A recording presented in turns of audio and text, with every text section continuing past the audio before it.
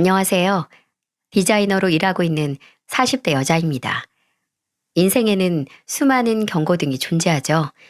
당장 손 안의 휴대폰도 배터리가 다 되면 얼마 남지 않았다고 경고를 해주고, 운전을 하면 수십 개의 신호등과 내비게이션의 음성이 멈춰라, 가라, 속도를 좀 줄여라, 일일이 경고를 해주기도 하고요.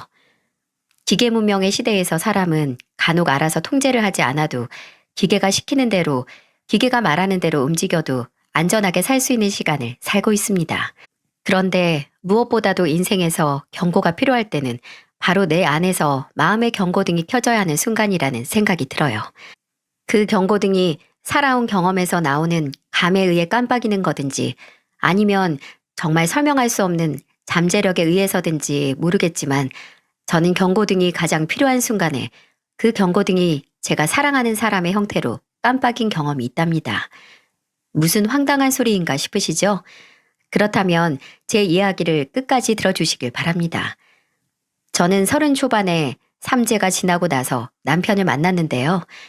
남편은 제가 겪은 삼재가 지독한 만큼 정말 좋은 사람이었어요. 친구의 소개로 만난 남편은 세상에 치이던 저의 버팀목이자 정말 수호천사처럼 저를 지켜주는 사람이었죠. 그 당시 구두 디자이너로 일하던 저는 야근이 진짜 잦았거든요. 9시에 끝나는 건 웬 떡이냐 할 정도로 일찍 끝나는 수준이었고, 작업량이 많으면 기본이 11시 퇴근이었죠. 근데 공무원이었던 남편은 연애 기간 내내 제가 야근을 한다고 하면 늘 먼저 퇴근해서 집에 갔다가 다시 저희 회사에 출근했어요. 집에서 도시락을 싸서 저를 찾아온 거죠. 제가 늦게까지 일을 하다가 남편의 연락을 받고 회사 로비로 나가면 남편은 피곤에 쩔어서 유령처럼 다가오는 저를 참 안쓰럽고 애틋한 얼굴로 쳐다봤어요. 제가 남편의 따뜻하고 넓은 품에 안겨서 다 죽어가는 목소리로 속에도 없는 말을 하면 남편은 다 아는 사람처럼 제 등을 토닥토닥 두들겨 주었어요. 뭐야? 뭐하러 왔어? 나 아직 일도 안 끝났는데 그냥 집에서 쉬지. 우리 도연이 밥 먹이려고 왔지. 잠깐만 앉아서 쉬고 가. 도시락도 먹고. 저희가 결혼을 하고 나서도 남편은 햇살을 많이 받고 자란 소나무처럼 변함없는 사람이었어요. 원래 사람 기억이 다 미화된다고 하는데 남편에 대한 기억은 미화된 것 하나 없이 정말 그대로인 것 같네요. 눈이 많이 온 날이면 평소보다 일찍 나가서 출근할 저를 위해 제 차에 쌓인 눈을 다 쓸어서 치워주는 게 일상이었으니까요. 제가 아들을 임신했을 때 아무래도 회사 업무량이 너무 많아서 그만두고 프리랜서로 전환을 했거든요. 근데 임신 막바지에 약간 조산기가 있어서 일찍 병원에 입원을 했어요. 다행히 문제없이 건강한 아들을 낳고 집으로 돌아오니까 옷방 겸 창고로 쓰던 방이 제 작업실로 바뀌어 있는 거예요. 알고 보니 남편이 저 집에서 편하게 작업을 하라고 저 모르게 천천히 방을 정리하고 꾸민 겁니다. 남편은 그런 사람이었어요. 엄청나게 큰 이벤트는 아니더라도 제가 조금 더 편하게 행복을 느낄 수 있도록 노력해주는 그런 사람이요.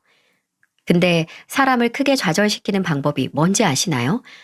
바로 아주 행복한 순간에 아, 이렇게만 살면 좋겠다 하는 순간 불행의 나락에 던져버리는 방법이죠. 아들이 2살 됐을 때쯤 남편은 오랜만에 동창 모임이 있다고 나갔고, 저는 아들과 저녁을 먹고 거실에서 함께 누워서 책을 읽어주고 있었는데 깜빡 잠이 들었나 봐요. 순간 휴대폰 벨소리가 물에 잠긴 것 같은 고막을 뚫고 들렸어요. 놀라서 눈을 뜨고 주변을 살피니까 어둑한 방 안에 옆에서는 아들이 자고 있고 거실 시계는 새벽 1시를 가리키고 있었죠. 막 잠에서 깨어난 상태에서 든 생각은 이 시간에 대체 누가 전화를 한 거지와 아직 남편이 안 들어왔나? 하는 생각이었어요. 불안함을 느낄 새도 없이 전화를 받았는데 낯선 남자의 목소리가 들리더군요. 김형주 씨 보호자 되십니까? 네? 아, 네, 제 남편인데 무슨 일이세요? 어디서 전화하시는 거예요? 일단 침착하시고요. 이런 말 드리기 정말 죄송합니다만 지금 서울 땡땡병원으로 와주셔야 될 것 같습니다. 남편분께서 지금 교통사고를 당하셨어요. 순간 이명이 들리더라고요. 몇 층 몇 호실로 오라는 남자는 본인을 경찰이라고 밝혔고 그 목소리를 듣는데 삐 하고 거슬리는 이명이 같이 들려서 몇 번을 뭐라고요? 뭐라고요? 하고 되물은 것 같네요. 다리에 힘이 안 들어가는데 일단 남편을 만나러 가야 하니 집에서 입던 잠옷 차림 그대로 아이만 데리고 나와 택시를 잡았어요. 근데 그 시간에 택시가 어떻게 빨리 잡힐 수 있었겠어요? 큰 길까지 계속 걷다가 나중에는 정신 차리고 코를 불러서 간신히 병원까지 갔죠. 하지만 제가 도착했을 때는 이미 남편은 이 세상 사람이 아니었습니다. 늦은 밤 신호등을 건너다가 신호 위반 차에 치인 남편은 제가 도착하기 5분 전에 숨을 거뒀어요. 뭐가 그렇게 급하다고 나랑 우리 애 얼굴 한 번만 보고 가지. 누워있는 남편에게 가까이 다가가지도 못하고 그대로 바닥에 주저앉아서 정말 오랫동안 울었습니다. 아들은 엄마가 목이 찢어져라 우니까 뭣도 모르고 따라 울기 시작했고요. 남편 장례식은 어떻게 치렀는지 아직도 기억이 안 나네요.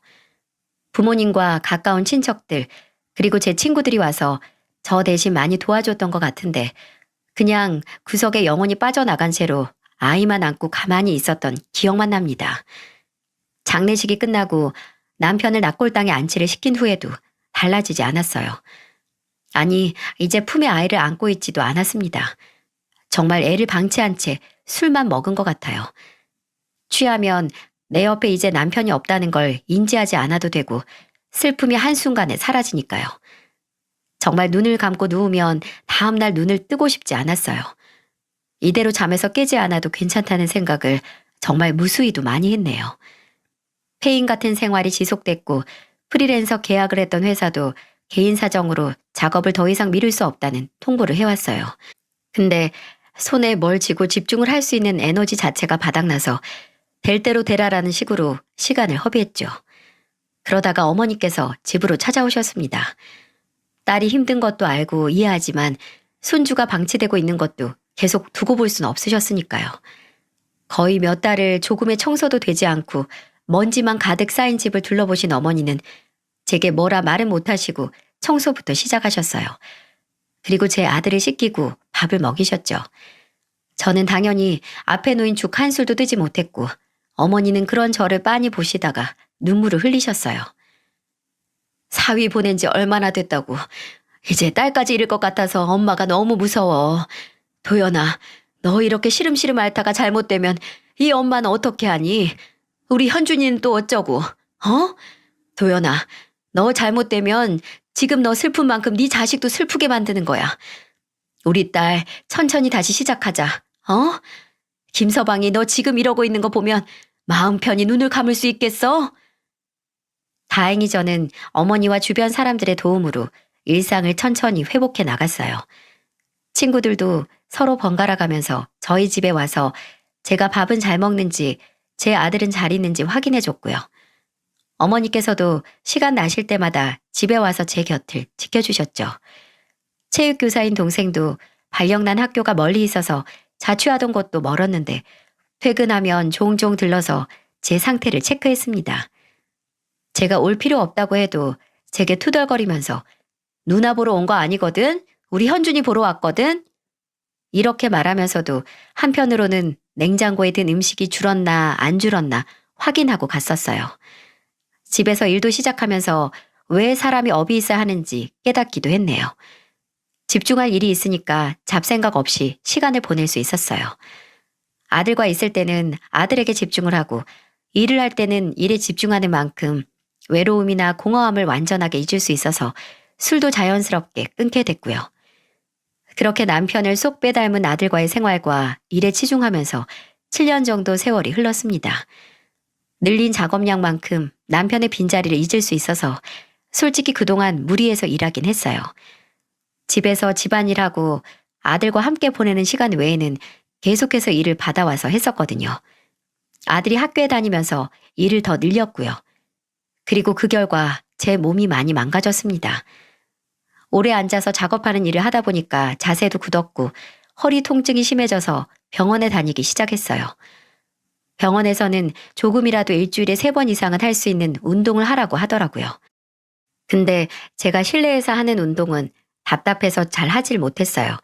그래서 생각을 하다가 자전거를 타기로 했어요. 운동이란 게 당장 목에 칼이 들어올 정도의 뚜렷한 목표가 없으면 대충 설렁설렁 하게 되잖아요. 특히 혼자 하게 되면 오늘은 하지 말까? 그냥 쉬지 뭐 하고 뛰어넘기일 수도 있고요. 그래서 친구의 조언으로 같은 지역 사람들끼리 같이 만나 자전거를 타는 동호회에 들어갔죠. 확실히 같이 하는 사람들이 있으니까 혼자 할 때보다는 더 의무적으로 나가서 자전거를 타게 되더라고요. 대여섯 명이 모여서 한 줄로 한강에서 자전거를 타는데 항상 제 뒤에서 타는 분이 있었어요. 남자분이었는데 보기에는 저보다 한두 살 많은 느낌? 키도 크고 자전거를 오래 타서 그런지 몸도 꽤 좋았고요. 종종 모여서 대화를 나누면 조용하면서도 대화를 주도할 때는 주도하는 느낌이라서 되게 리더십 있는 사람 같다고 혼자 생각을 하고 있었죠. 근데 그 남자가 어느 순간 제게 다가와 있더라고요. 중간에 다 같이 쉬면서 앉아 있으면 물을 사와서 건네주면서 제게 말을 붙이곤 했죠. 도연 씨, 체력이 생각보다 좋으신 것 같아요. 처음에 건강 때문에 시작했다고 해서 따라올 수 있을까 좀 걱정했는데. 아, 근데 다들 그렇게 빨리 달린다거나 오래 타는 건 아니라서 따라갈 만해요. 딱 좋게 피곤할 만큼 탈 수 있는 코스라서 요즘 집에 가면 잠도 잘 자요. 그렇죠? 저도 처음에 불면증 때문에 시작했거든요. 밤에 매일 뒤척이면서 잠을 통 못 잤는데 이렇게 자전거 타고 나면 꿀잠 잘 수 있어서요. 상대방의 말을 잘 이끌어내는 대화를 할 줄 아는 사람이었어요. 끊김없이 계속해서 대화할 주제를 이끌어내는 사람이요. 알고 보니 성형외과 의사였더라고요. 고객하고 상담하면서 단련된 대화 기술이라고 알아봤냐고 하면서 웃는데 느낌이 좋았습니다. 동호회 뒤풀이에서 다 같이 저녁을 먹으러 갔는데 남자는 탁자에 놓인 제 휴대폰 속 배경인 아들 사진을 보고 웃으면서 말을 하더군요. 아드님이에요? 너무 귀엽다. 한 10살 정도 되어 보이는데요? 비슷해요. 9살이에요. 또래보다 키가 좀 크긴 해요. 아빠 키 닮았나? 남편분도 키가 크신가 봐요. 네? 아, 네, 그렇죠 뭐. 갑작스럽게 나온 남편의 얘기에 제가 좀 표정 관리를 못할 정도로 어두워졌거든요. 근데 남자는 다른 말 없이 대화 주제를 바꿔서 다시 얘기를 시작하더라고요. 그냥 그런가 보다 저도 넘어갔는데 식사를 다 하고 집에 오니까 번호를 교환한 남자에게서 문자가 와 있었어요. 잘 들어갔어요. 고민이 많을 때는 자전거 타면서 좋은 공기 마시는 것만큼 좋은 거 없어요. 동호회 모임 말고도 혹시 다른 사람하고 자전거 타고 싶으면 언제든 연락 주세요. 말 잘하는 만큼 이야기도 잘 들어주는 주연재입니다. 라고 말이죠. 남자는 그 찰나의 순간에 제 얼굴에 도는 어두운 기억을 알아본 모양이었어요. 처음에는 제 속을 내보였다는 생각에 이상하게 모임에 안 나가게 되더라고요. 일종의 방어 기제라고 할까요? 한동안 동호회에 안 나가다가 오랜만에 나가니까 남자는 저를 보고 깜짝 놀라더군요. 그리고 그전만큼 말을 걸어오지도 않았어요. 근데 모임이 끝나고 파하는 분위기에서 조용히 저를 잡고 그러더군요. 괜히 개인적으로 연락을 해서 미안하다고. 그게 부담스러워서 제가 모임에 안 나온 줄 알았대요. 이제 불편하게 만들지 않을 테니까 좋은 취미 그만두지 말라고 하는데 뭔가 풀 죽은 듯이 말하는 모습에 괜히 제가 미안해져서 무슨 생각에서인지 제 이야기를 털어놓게 됐습니다. 해가 져가는 한강 근처 풀밭에 앉아서 7년 전에 남편이 먼저 떠났고 그 후에 다른 사람을 만나서 가까워지는 것과 내 과거를 말하는 게 힘들다고 말이에요. 제가 제 속을 털어보이니까 놀랍게도 남자 입에서 전혀 예상치도 못했던 말이 나오더라고요. 진짜 같은 아픔을 갖고 있는 사람은 서로 끌리는 법인가 봐요. 그게 무슨 소리예요? 저는 5년 전에 사별했어요. 아내는 암이었고요. 남자는 제가 겪은 슬픔을 본인도 겪었다고 고백했습니다. 정말 묘했어요. 분명 저마다 비슷한 일을 겪어도 받아들이는 슬픔은 천지 차이로 다를 텐데 다 비슷한 일을 겪은 사람을 마주하는 것만으로도 뭔가 위로를 받는 기분이었죠. 이래서 동병상련이라는 말이 있구나 하고 한결 편해진 마음이었어요. 남자 또한 본인 얘기를 털어놓으면서 본인은 그래도 아내가 아픈 시간 동안 천천히 이별을 준비했지만 저는 갑작스런 사고 때문에 갑작스럽게 남편과 헤어지게 돼서 더 힘들었을 것 같다면서 저를 위로해 주더군요. 기억을 공유한다는 게 사람을 정말 빠르게 가깝게 만들더라고요. 남자와 저는 모임 외에도 만나서 그냥 밥도 먹고 대화를 하는 시간이 많아졌죠. 그리고 어느 순간 그 남자에게 심적으로 의지를 하고 있는 저를 발견했습니다. 저도 사람인지라 누군가에게 기대고 싶기는 한데 또 이래도 되나 우리 아들에게도 내가 누굴 만나는 게 괜찮을까 혹시 남편이 슬퍼하진 않을까 하는 터무니없는 생각까지 하게 됐죠. 그래서 막 연인 관계가 되기 전에 남자에게는 제가 좀 주춤하는 게 보였었나 봐요. 남자는 혹시 떠나보낸 사람에게 미안해서 본인과의 만남에 망설임을 가진다면 제가 편해질 때까지 기다린다고 하더군요. 그 마음 누구보다 본인이 더 잘한다고 말이죠. 그 말을 듣고 그래 이 사람만큼 지금 나를 이해해 줄 사람이 어디 있어? 하는 생각에 그 남자의 손을 덜컥 잡았어요. 같은 아픔을 갖고 있는 사람들끼리 연애를 시작한 거죠. 남자는 제게 정말 헌신적이었어요. 병원 일이 바빠도 일주일에 3번은 늘 저와 만나서 시간을 보냈고 또 저희 아들과도 가까워지기 위해 노력도 참 많이 했어요. 저희 아들은 밖에서 뛰어노는 것보다 집에서 책을 읽거나 레고를 쌓으면서 노는 걸 훨씬 좋아했거든요. 그 취향을 어떻게 알았는지 아들에게 한정판 레고를 사다 주곤 했습니다. 어떻게 이렇게 이 나이 때 남자애들 마음을 그렇게 잘 알아? 요즘 현준이 현재 씨가 준 레고 가지고 노느라고 12시가 다 돼서야 자. 아무리 나이가 들었어도 나도 한때는 소년이었어. 현준이가 좋아한다니까 다행이다. 레고 좋아한다니까 다음에는 프라모델 사다가 줄까? 그 나이 때 남자애들 전투 헬기나 탱크 프라모델 좋아하거든. 처음 하는 거면 나랑 같이 하면 되고. 저보다도 아들에게 지극정성을 쏟는 남자를 보면서 남자와 함께하는 인생을 생각하게 됐어요. 남자 또한 연애를 한 지 1년 정도 됐을 때 넌지시 재혼식을 하는 게 어떠냐고 말을 꺼냈죠. 제게 혹시 혼인신고를 하는 게 부담이 되면 가족끼리 모여 간단하게 재혼식을 하고 같이 사는 건 어떠냐고 하더군요. 아들도 남자를 현재 아저씨라고 부르면서 잘 따랐기에 아들과 이만큼 친해진 사람이라면 셋이서 함께 가정을 꾸려도 좋을 것 같은 생각에 저도 수락을 했어요. 제 재혼 소식은 오랫동안 저를 걱정했던 사람들에게 그 걱정을 조금이나마 덜 해도 된다는 소식과도 같았죠. 어머니께서도 잘 생각했다고 기뻐하셨고 친구들도 재혼식을 아무리 작게 해도 꼭 갈 거라고 야단법석이었어요. 제 동생은 그 당시 유일하게 제 예비 남편을 본 사람이었는데 조카 보러 왔다가 같이 있던 예비 남편을 마주친 거였어요.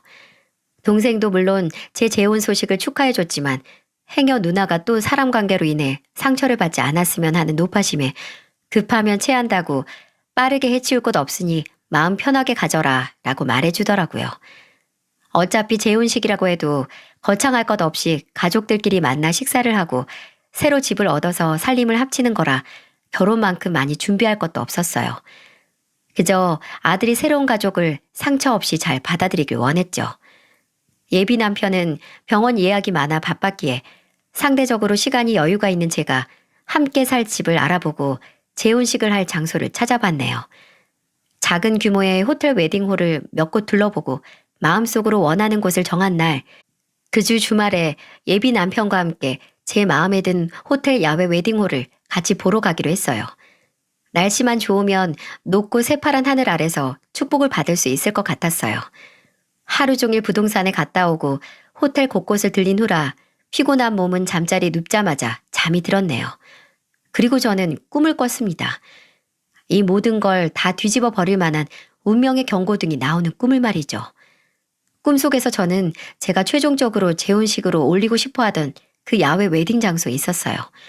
분명 제가 보고 온 날은 구름 한 점 없는 하늘 아래 푸른 풀들이 깔린 곳이었는데 이상하게 하늘도 우중충한 게 누가 재채기 한번 하면 하늘에서 와락 빗줄기가 쏟아질 것 같았네요.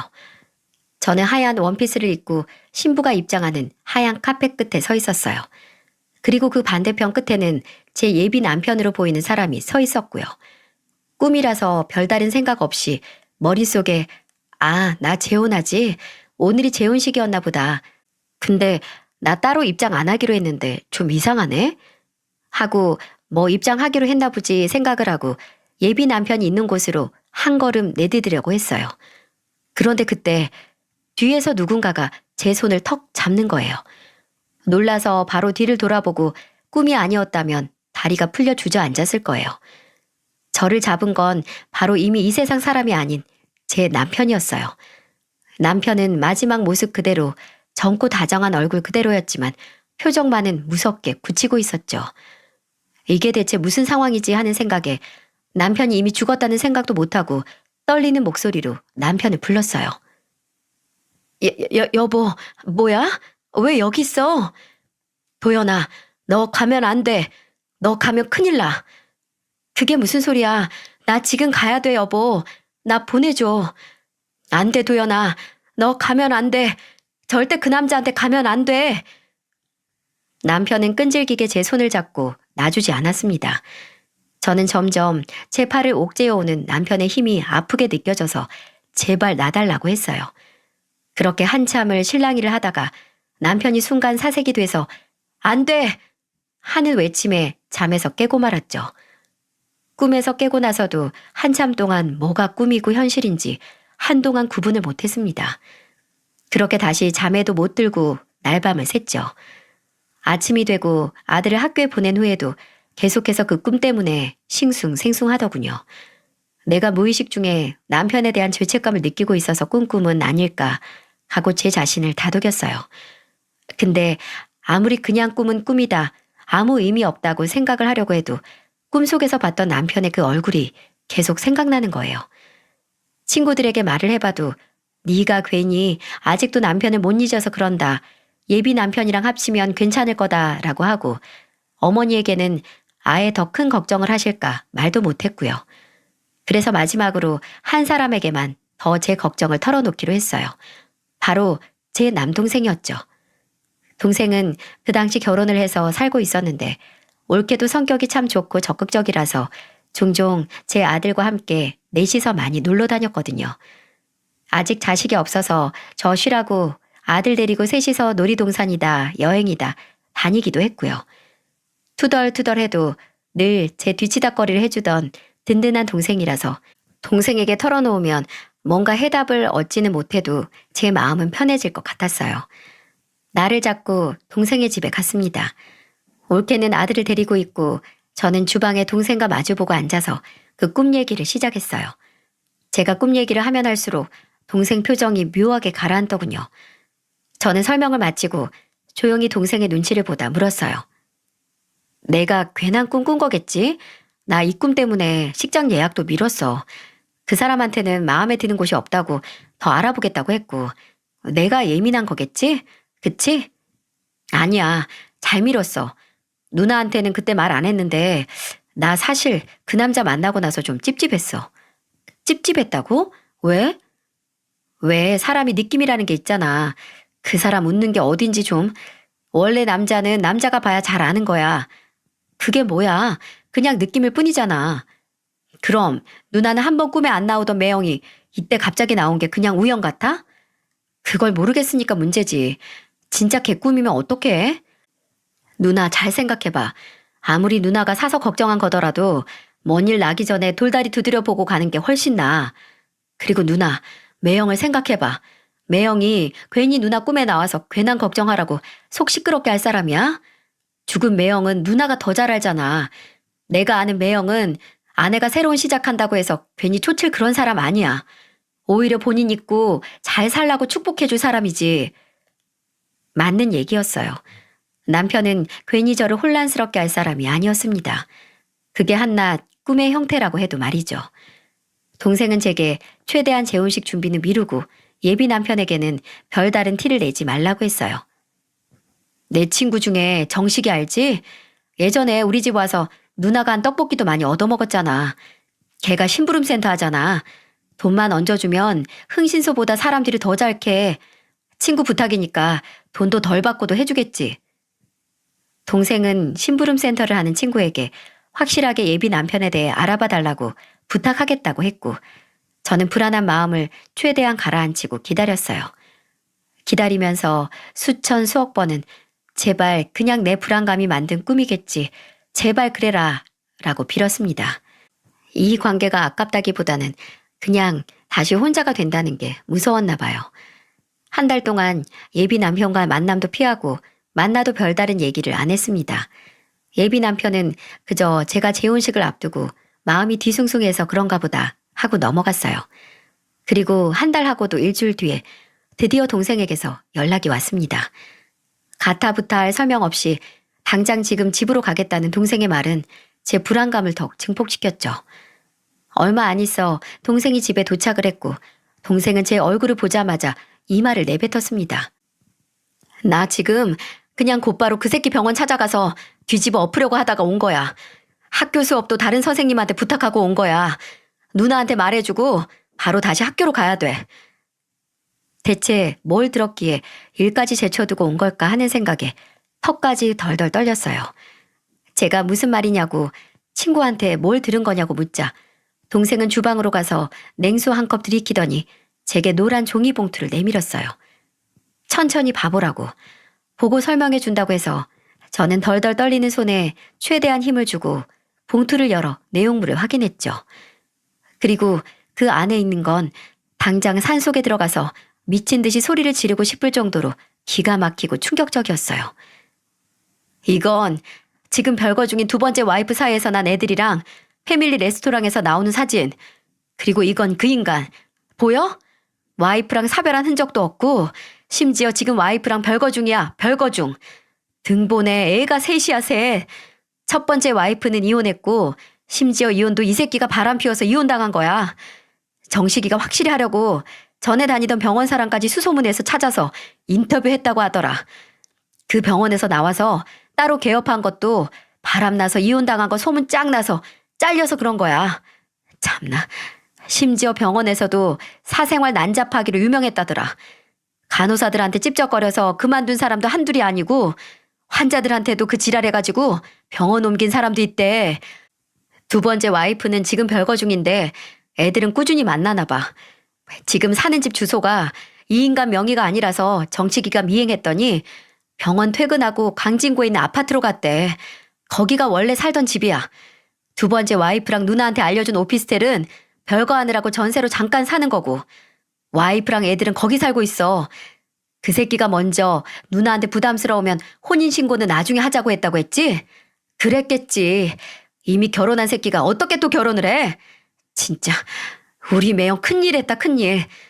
매영이 누나 꿈에 안 나와서 덜컥 살림 차렸으면 누나 아무것도 모르는 상태에서 상간녀 될 수 있었던 거야. 내가 진짜 그 새끼 병원에 가서 요절을 내려고 하다가 참았어. 이 새끼 지금 소송 걸린 것도 있는 거 알아? 환자가 고발. 누나, 내 얘기 듣고 있어? 땜에 커다란 구멍이 뚫린 듯 콸콸콸 얘기를 하는 동생의 말들을 전부 귀에 담으면서도 제 눈은 사진 하나에 집중됐어요. 바로 예비 남편, 아니 그 자식이 본인 자식으로 보이는 아이와 대형 장난감 가게를 손잡고 나오는 사진인데 아이가 품에 안고 있는 그 장난감이 바로 며칠 전 제 아들에게 사다 주었던 것과 똑같은 프라 모델이었던 겁니다. 걷잡을 수 없는 분노에 사로잡힌 저는 그대로 눈앞의 사진과 서류들을 모아들었어요. 그리고 저를 부르는 동생을 모른 척하고 동생 집에서 나와 택시를 잡아탔습니다. 그때 운전대를 잡았으면 사고가 날 것 같았거든요. 그리고 그대로 그 인간의 병원으로 향했어요. 내가 남편을 잃고 그리워한 감정을 가지고 이용한 그 인간을 만나러 말이죠. 병원에 들어서서 데스크 직원이 말리든 말든 밀고 그 인간이 있는 진료실로 들어갔어요. 마침 상담이 끝났는지 환자가 나오는 중이었고 의자에 앉아있던 그 인간은 당황한 얼굴로 저를 올려다봤죠. 당신이 어쩐 일이야? 갑자기? 죄송합니다, 원장님. 이분이 갑자기... 아니에요. 아는 사람이에요. 점심시간까지 예약 없죠? 그 인간은 아주 부드러운 말투로 저를 따라 들어온 간호사를 내보냈고 다시 저를 보고 무슨 일이냐고 다정하게 물었습니다. 아는 사람? 그래, 이미 병원 사람들은 원장님 아내랑 자식들 빤히 다 알고 있을 테니까 나보고 재혼할 상대라고 말도 못하겠지. 무슨 소리야. 느닷없이 찾아와서 알아듣게 좀 말해. 시간 아까우니까 모른 척 하지 말자. 그냥 지금 내가 당신이 두 번째 아내랑 살고 있는 집 숟가락 젓가락 수까지 다 알고 있다고 생각해. 그럼 대화가 좀 빨리 진행될 테니까. 어디서 들었어? 대체 뭘 한 거야? 그건 알 필요 없고, 당신 정말 상종도 못할 쓰레기구나. 뭐? 아내를 암으로 잃었어? 그래서 내 마음을 누구보다 잘한다고? 이 정도면 무슨 정신병 수준 아니니? 원래 상대방 마음 얻으려고 연애하기 전에 마음에 없는 소리 하잖아. 그거랑 같은 거야. 말이 되는 소리 좀 해. 그냥 이빨 터는 거랑 차원이 다른 거짓말이라는 거 당신이 더 잘 알잖아. 그리고 지금 별거 중이라서 떨어져 있는 자식한테 사준 장난감을 감히 내 아들한테 똑같이 선물을 해? 진짜 감탄스러울 정도로 뻔뻔하다. 의대를 나온 게 아니라 어디서 사람 속이는 법 배우는 거 아니야? 이 더러운 새끼야. 와, 이렇게 몰상식하게 남의 영업장 와서 소리 지르는 거 보니까 너랑 재혼을 하는 것보다 그냥 원래 와이프한테 돌아가는 게 훨씬 낫겠다는 생각이 든다. 말은 똑바로 해. 이미 결혼한 새끼가 무슨 재혼이고 원래 와이프가 아니라 두 번째로 결혼한 별거 중인 와이프겠지. 이 멍청한 새끼야. 그 모자란 머리로 잘도 이때까지 날 속였네. 놀랍다 정말. 그래, 다 떠들었으면 나가. 이미 다 알게 된 거 입 아프게 나랑 신랑이 할 필요도 없잖아. 그냥 외롭던 참에 둘이 잘 놀았다고 치고 예전 자리로 돌아가자. 나는 내 와이프랑 애들 있는 자리로, 너는 그냥 네 아들하고 둘이서 사는 그 자리로 말이야. 어때? 그래, 나는 내 아들 있는 원래 자리로 돌아갈 거지만 너는 과연 돌아갈 수 있을까? 세상 어느 여자가 너같이 더러운 놈을 받아주겠어? 쓰레기는 재활용이 된다고 하지만 너 같은 건 음식물 쓰레기만큼의 수준도 못 돼서 짐승줄 찌꺼기로 쓰지도 못할 거야. 너 분명히 네 업보에 숨 막혀서 질식할 거다. 이 짐승보다도 못한 새끼야. 저는 그 말을 그 인간의 재수없는 얼굴에 내뱉고 병원을 나왔어요. 부들부들 떨리는 다리로 한참을 걸었습니다. 이대로는 절대 끝낼 수가 없어서 제 말대로 그 인간이 돌아갈 자리를 없애버려야겠다고 생각했어요. 그래서 동생에게 전화를 걸었습니다. 그리고 친구인 정식이에게 그 인간 두 번째 와이프와 아이들이 살고 있는 집 주소를 알아냈어요. 그렇게 알아낸 아파트 앞에 서서 멍하니 생각을 정리했습니다. 이렇게 왔어도 어떻게 그 여자에게 상황을 설명할 것이며 그 여자가 제 말을 믿어줄 보장도 없으니까요. 하지만 무작정 기다렸어요. 동생의 친구 말로는 그 여자는 평일 2시쯤에 요가에 갔다가 돌아온다고 했고 그때 시간이 1시 반이었거든요. 혹시 그 여자가 원래 예정되어 있던 스케줄대로 움직이지 않을 수도 있지만 상관없었어요. 그 당시 제게는 그 방법밖에 생각이 안 났거든요. 그리고 2시 40분이 넘어갈 때쯤 어깨에 짐백을 맨 여자가 나타났습니다.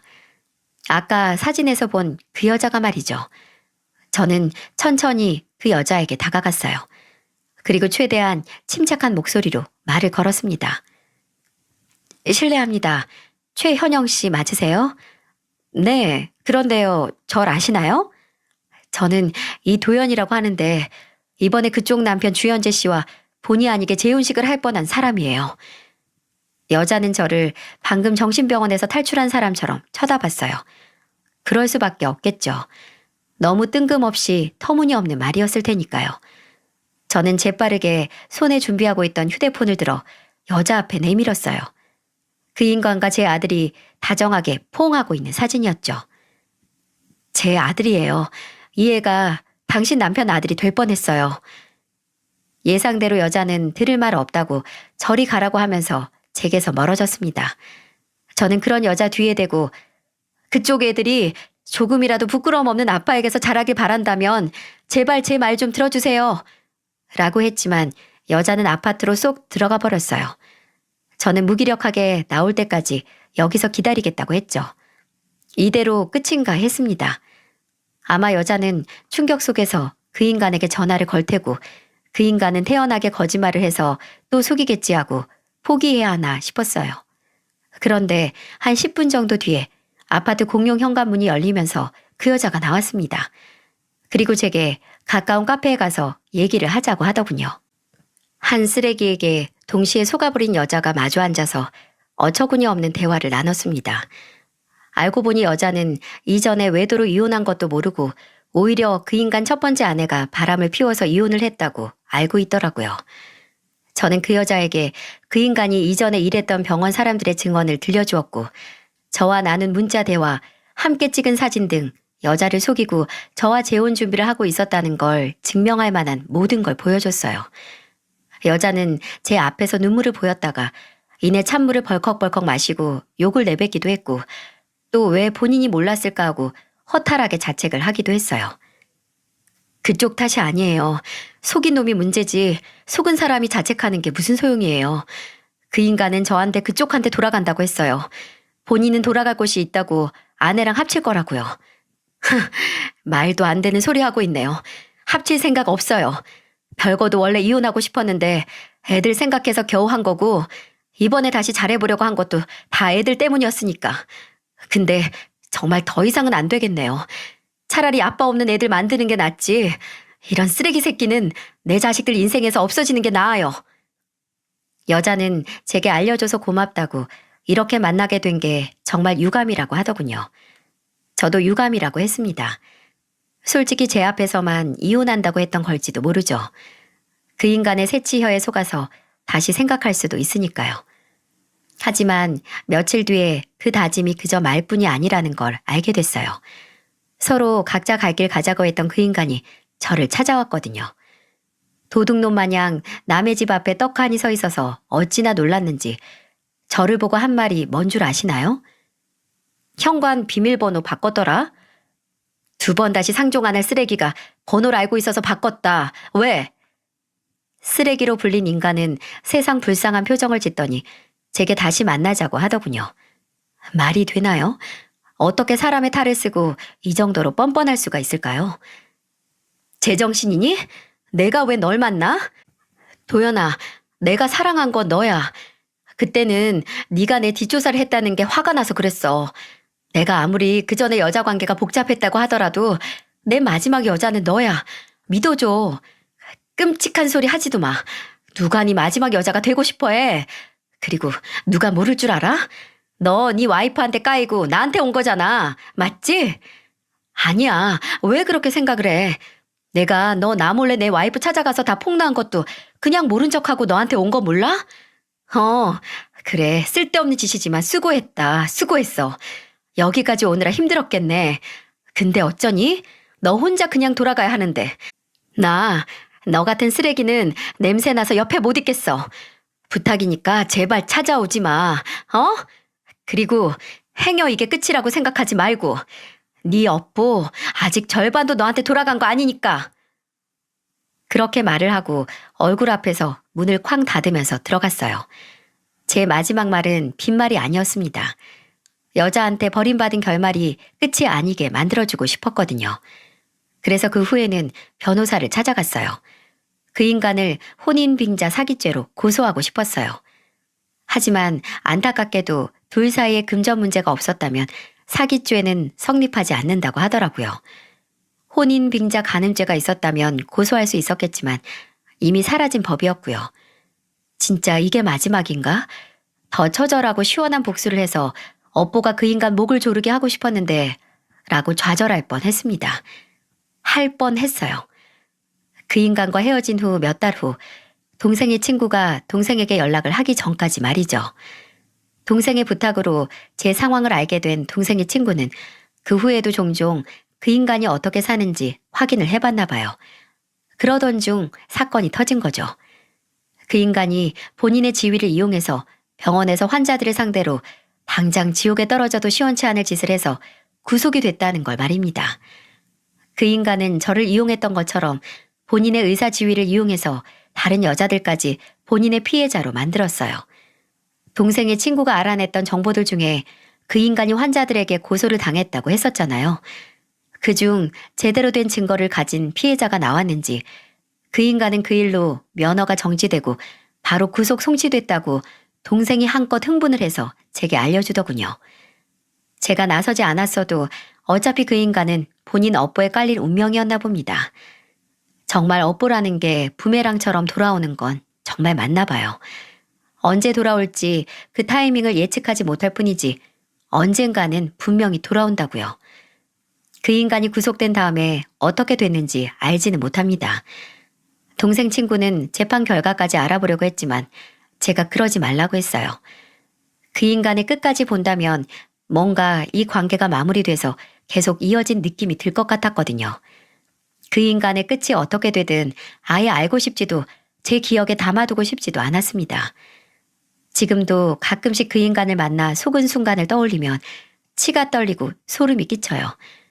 이 사건으로 사람이 못할 거짓말은 없고 본인의 사리사욕과 욕망을 위해서는 상상도 못할 인간 이하의 짓도 태어나게 할 수 있다는 걸 분명히 알았으니까요. 주변 사람들은 제 재혼 실패를 두고 미리 알아서 다행이다라고 하면서 동시에 혼자 된 건 또 아쉽고 안타깝다고 하지만 오히려 저는 이 사건을 계기로 혼자가 돼서 천만다행이라고 생각하고 있어요. 불어 두 사람이 되려고 노력하지 않아도 된다는 것과 차라리 혼자인 게 더 낫다는 걸 몸소 깨닫고 인정하게 됐으니까요. 그리고 이 모든 걸 하늘에 있는 제 하나뿐인 남편이 알려줬다는 생각이 들기도 해요. 남편이 생전에 즐겨 읽던 책 중에 법정 스님의 홀로 사는 즐거움이라는 책이 있었습니다. 이번에 오랜만에 남편이 남긴 책을 정리하다가 이 책에서 한 구절을 발견했죠. 사람은 본질적으로 홀로일 수밖에 없는 존재다. 홀로 사는 사람들은 지늘기에 더럽혀지지 않는 연꽃처럼 살려고 한다.